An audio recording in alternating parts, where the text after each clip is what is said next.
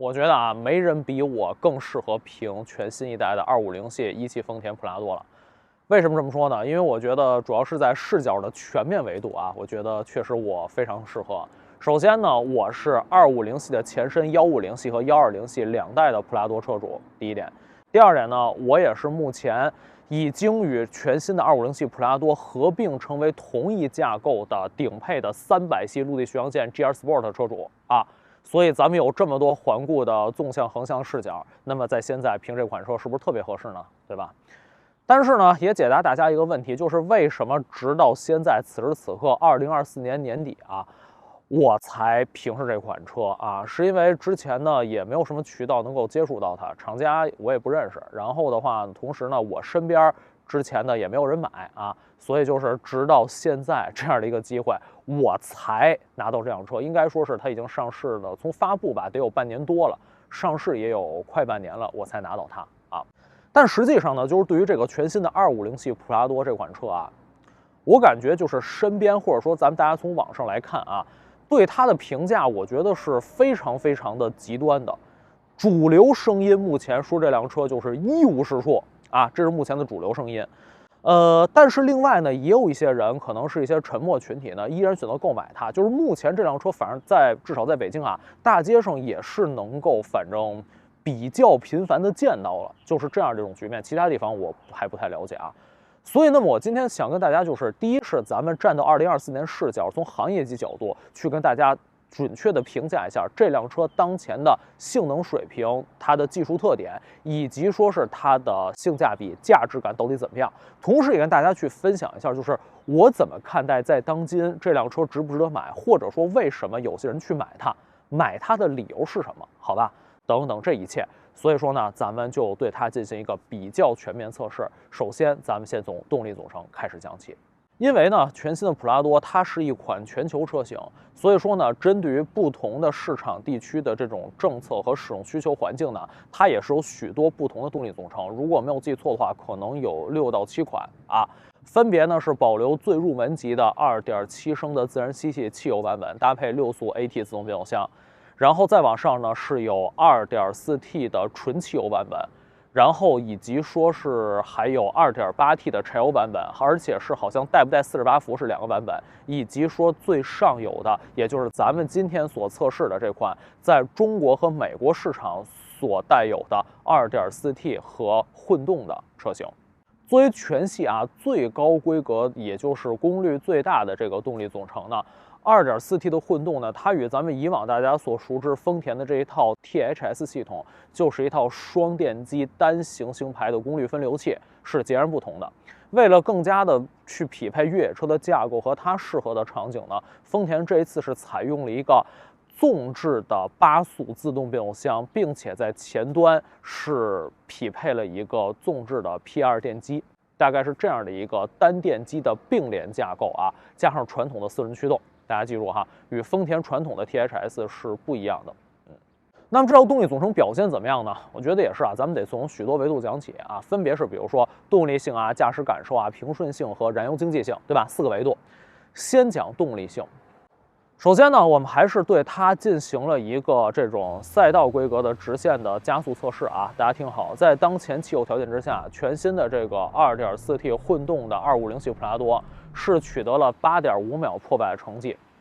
非常的平平无奇。应当说，这个成绩其实与上一代6缸自然吸气版本的150系普拉多的成绩几乎是一致的。也就是大家记住啊，在极限动力的层面，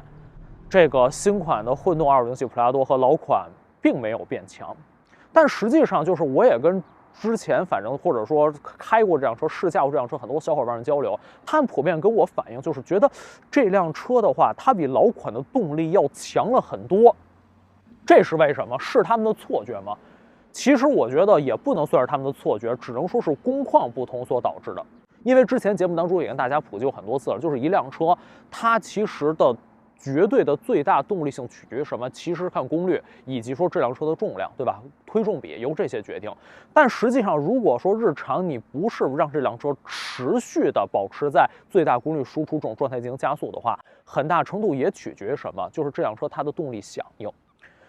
就是这辆车的话，这个250系普拉多混动版，如果说你要是在日常驾驶的时候，你确实能够明显觉得啊，它比老款的6缸自然吸气的普拉多要轻快很多。一来是说它油门的这个 Pedelmap 的标定的性格，你轻踩你就会感觉它是比较的轻快、积极的去加速的，这是第一点。第二点是呢，尤其是你在轻小油门的情况之下，你能够感觉到啊，它的中低转速动力输出是比较活跃的。除了说是与电机本身它这种响应比较及时瞬时有关，另外一点就是电机它的外特性，其实很大程度对于说你低转速扭矩的补偿是有很大好处的。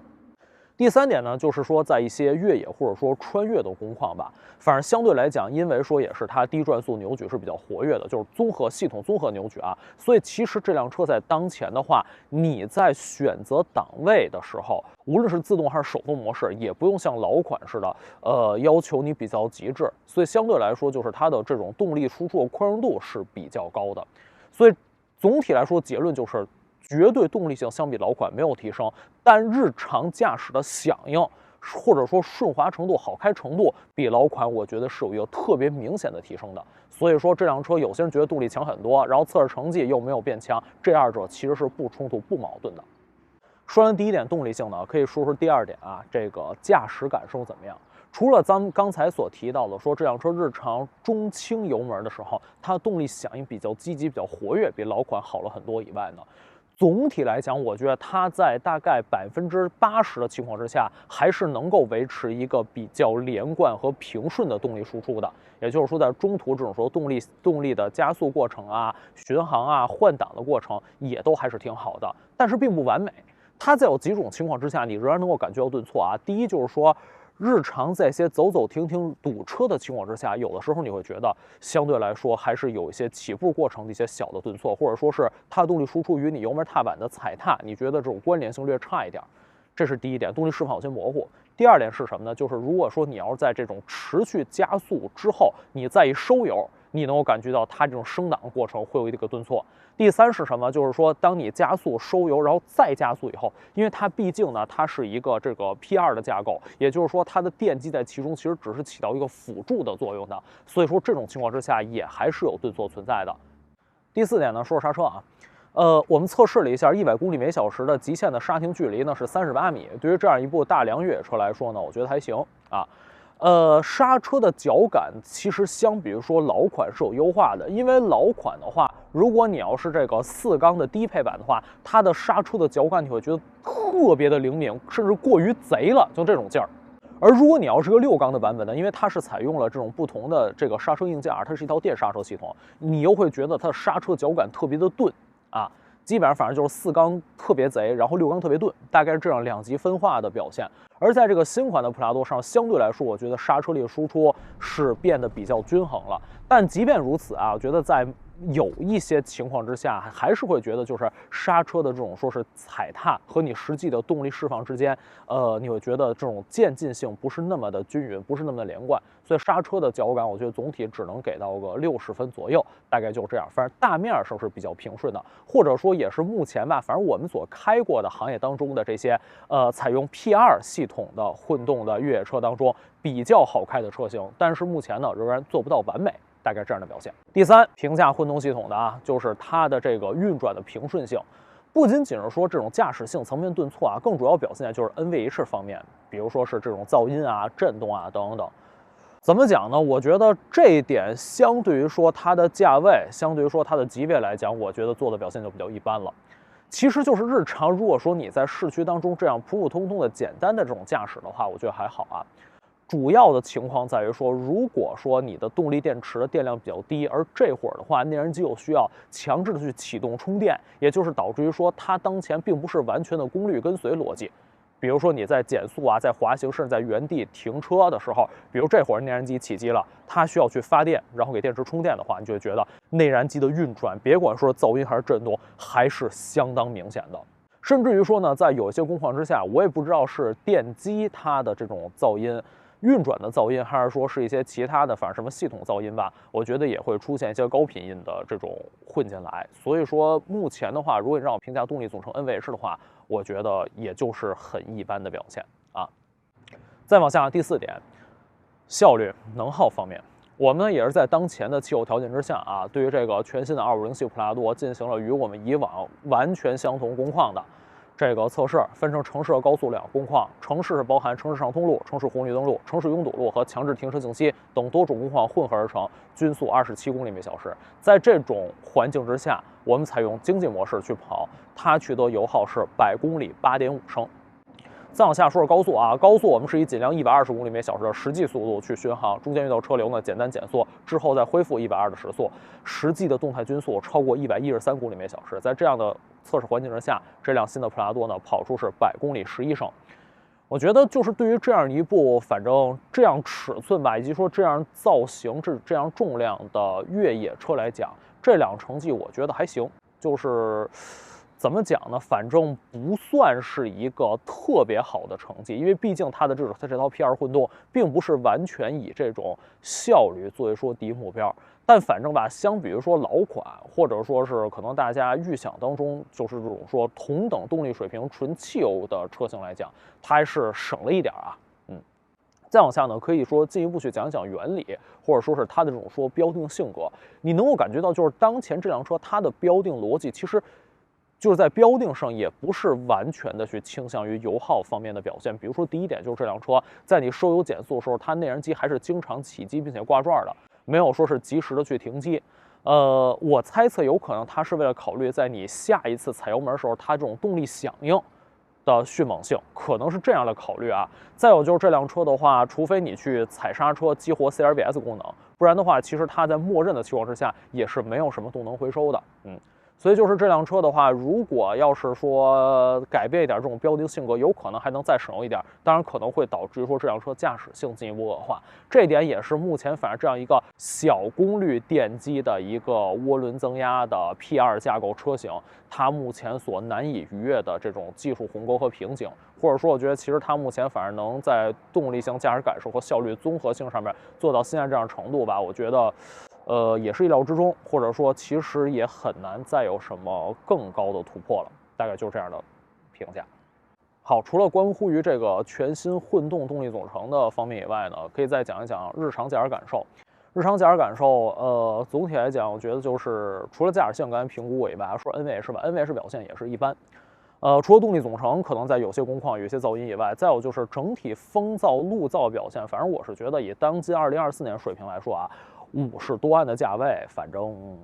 也就是个一般的表现。我觉得倒不算特别极端拖后腿，但是也不出色啊。风噪、路噪、环境音都还是有一些的，整体隔音表现一般啊。再往下呢是这个转向手感，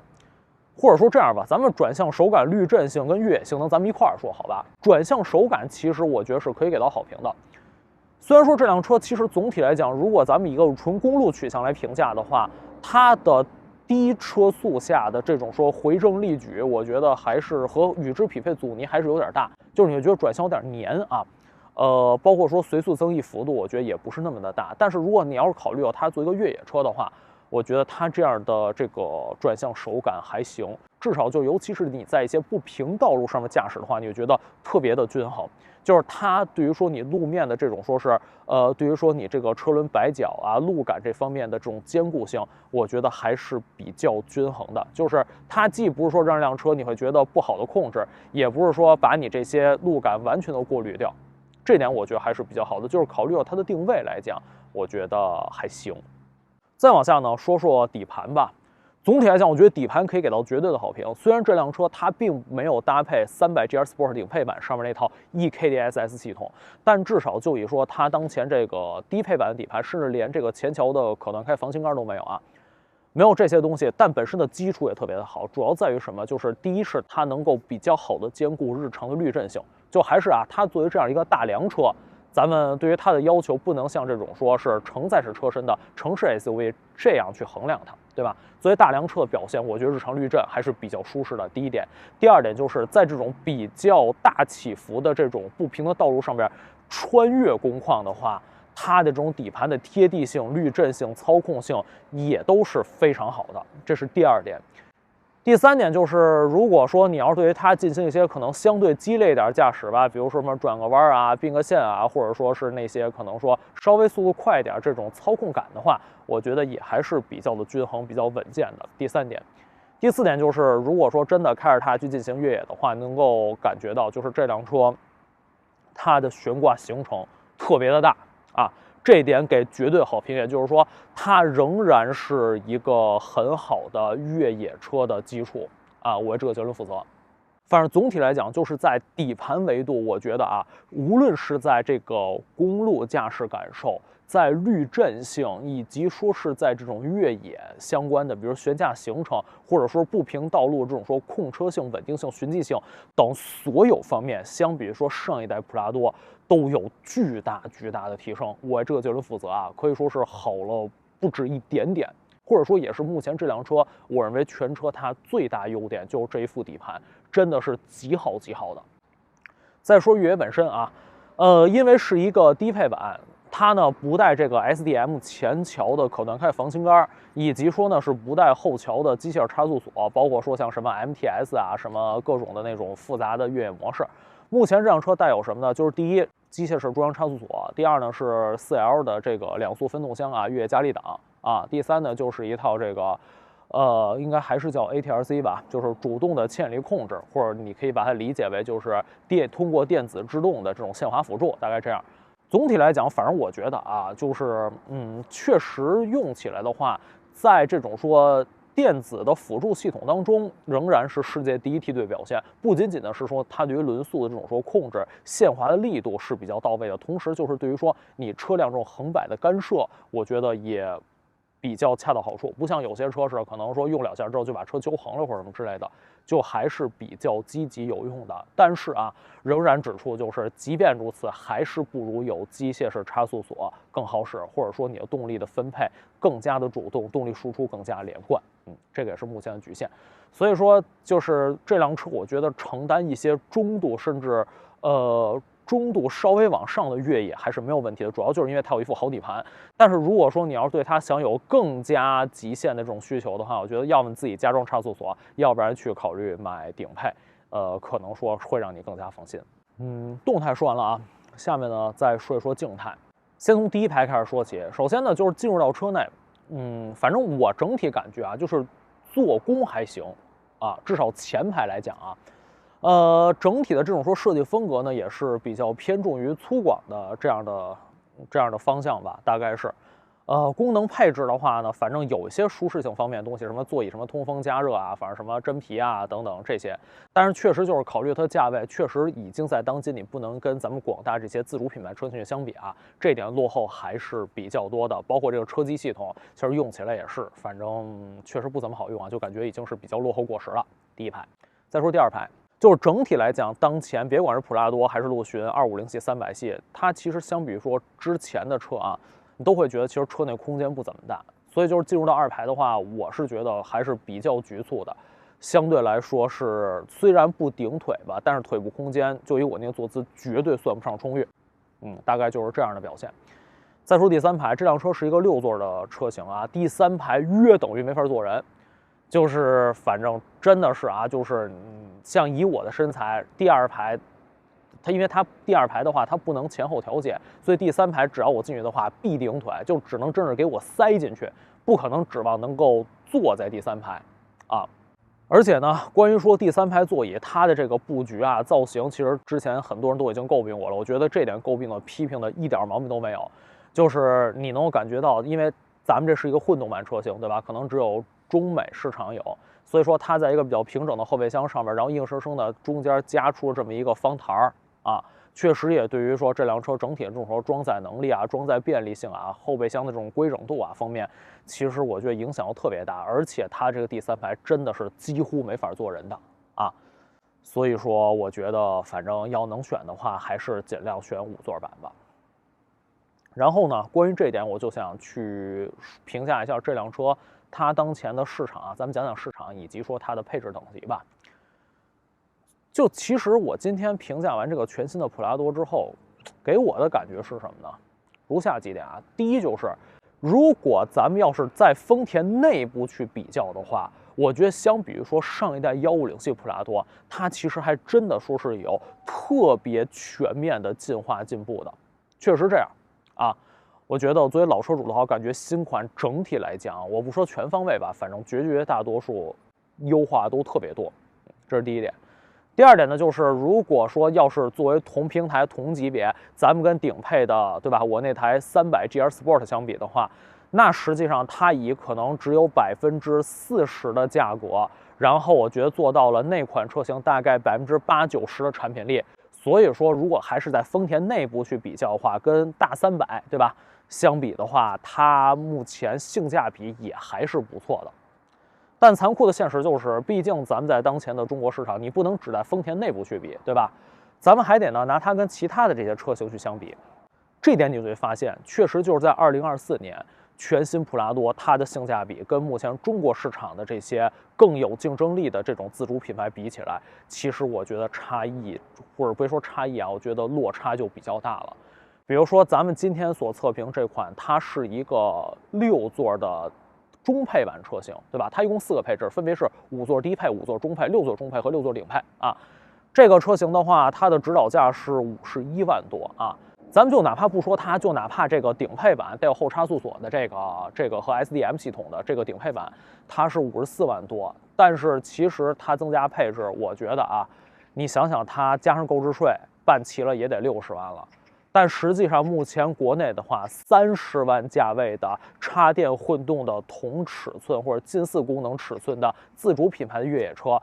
其实在绝大多数方面，我觉得做的比它更好。虽然可能你说，也许在底盘调教，或者可能在某些情况工况之下，驾驶感受可能不如它啊，但是至少我觉得综合来看的话，其实还是要比它更优的，尤其是在功能啊、配置啊、什么空间啊、2排乘坐感受啊、智能化等这些方面，而且价格也仅有它的一半，还免税啊。所以就是如果在当今的话，跟咱们这些国产的这些自主品牌的新一个时代的越野车相比，确实啊，250系普拉多应当说客观来讲是毫无性价比的啊。当然，这个我觉得也不只是普拉多自身的问题，就是目前中国市场竞争格局就是这样。中国的广大汽车品牌，对吧？突飞猛进，在短可能3年时间取得国外可能30年发展的这种说进度，对吧？所以确实是实现了一种全方位的赶超，而且价格还是很便宜，对吧？接下来呢，咱们再说一说市场。诚然，就是说新普拉多的话，它相比于说过去啊，肯定是销量是一落千丈的。除了说是本身性价比层面的这个落差以外，其实我觉得还有就是，因为现在市场上的车型是更加的丰富了，所以就是原本普拉多它的很多的生态位也被其他一些车型吃掉了。什么意思？就是其实咱们要想啊，在过去，其实普拉多这款车型不仅仅是扮演着一个硬派越野车的角色，可能真正开普拉多去越野的用户连10%都不到，对吧？剩下90%人可能拿它更多作为一种可能宜商宜家，可能比如说是撑起形象溢价，或者所谓的一些相对高档这样需求的一个产物。但只是在当今呢，这些方面需求的产品，其实主要可能被像理想啊，或者说问界啊这样的更加城市化、近似尺寸、功能空间更加强大的这些车型所取代了。而在传统的越野市场，其实呢，像比如说国内近几年异军突起的，比如说像坦克啊、风城豹，或者甚至一些可能说更加公路化属性的一些但是具有比较硬派外形的方盒子，这样的车型也都在蚕食着它的份额，对吧？所以说呢，其实，在当今确实属于普拉多的生态位就越来越窄了。可能我觉得，也就是那些它的品牌死忠，或者说对于这款车型有这种延续性认同的用户，可能说才愿意去购买它，对吧？但即便如此，其实更为雪上加霜的是什么？就是我觉得当前普拉多它的配置及分布不是很合理。为什么这么说呢？大家要想啊，它一共从低到高是有3个配置等级，4款车型，分别是5座低配、5座中配、6座中配和6座顶配，对吧？而且呢是好像只有最低配才能是带有这个圆灯，然后中配和高配都是这个方灯。这点其实就与我收到了很多的反馈啊，我想跟大家讲一讲，就是他们怎么看待很多用户，他们就会觉得，你既然这个车反正现在也是这种订单式销售，那么你为什么不能给用户一个可能更加自主的配置选择的空间呢？对吧？比如说有很多人，他们觉得这辆车的话，买6座毫无意义，我也是这么觉得。确实，这个6座，对吧？它的第3排实用性侵占太多，也没法坐人。可能大部分人还是想买5座，但是买5座的话，你就无法得到顶配。啊，你说没有后差速锁，没有这个可断开前防倾杆等等这些更加强大完善的越野装备，对吧？这是第一个冲突点。第二就是有很多人的话，可能更加喜欢它这个圆灯的造型，但是圆灯造型只有最低配，甚至别说高配，你可能连中配它都无法去兼容，对吧？当然改装是另一码事啊，至少从原厂角度来看。而如果说你要是真的说是对它想要越野性能，你想要一个后差速锁、防倾杆，你又被迫去接受一些可能对于你来说没有用的那些配置，以及说是6座，外加可能也许这么一个你并不是特别喜欢的外形等等之类的，所以就会让你觉得特别难受，是吧？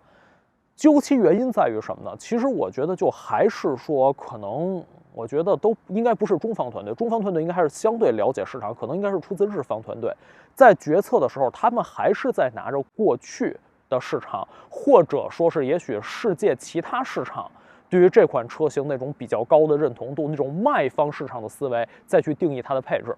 比如说，比如世界其他市场，就比如说以上一代普拉多150系为例，对吧？我自己就是车主。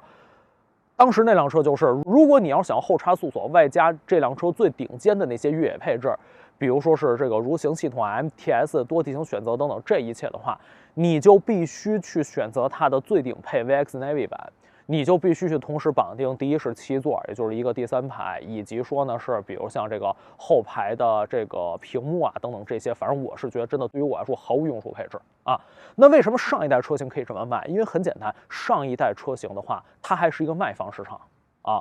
与150系普拉多能够直接竞争对位的车型并不多。当时很多自主的一些这种对手吧，我觉得当时的车型在调教驾驶上面还很不完善，